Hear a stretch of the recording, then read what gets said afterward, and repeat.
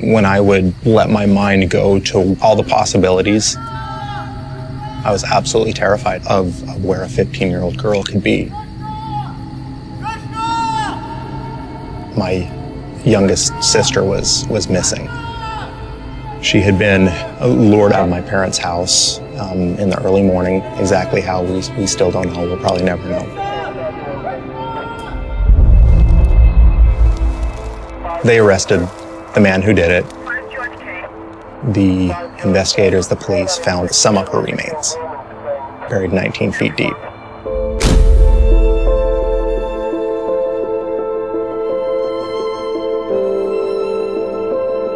The trial was, by all means, the worst part of the entire situation. I was left with all of these horrific images, reliving the nightmare. During that time, my father was also struggling with cancer. He passed away not knowing where she was. Several years after, my mom passed away as well. You know, I was in my mid-30s, and I felt like an orphan. And I felt so betrayed. I felt that God withdrew, that God let it happen. It was about that time that I gave up trying to control my drug use.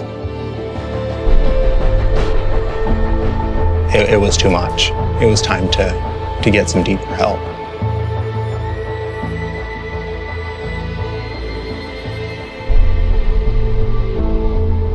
I had been sober for well over a year and had been through all 12 steps to the best of my ability, but I was still struggling.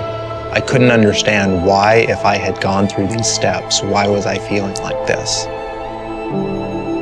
I sat down and just started reading what each of the 12 steps were, because I knew that there had to have been some place that I didn't do everything I could do. And I got to step 6, and I couldn't recall truly asking God to remove my character defects. I decided I was going to do it. And I didn't know what I was expecting to happen, so I just thought to myself, if he was here in front of me right now, what would I want him to say? And I thought, well, I'd want him to just take it and say, thanks, I got this. And instead, at that moment, I heard a question. And it was, will you let me take this?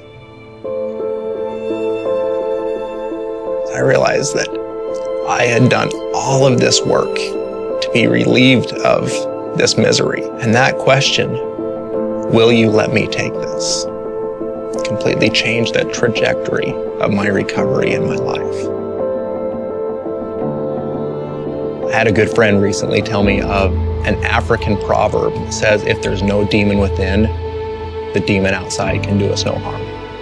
And that's where I live. I've conquered those interior demons. Nothing on the outside matters.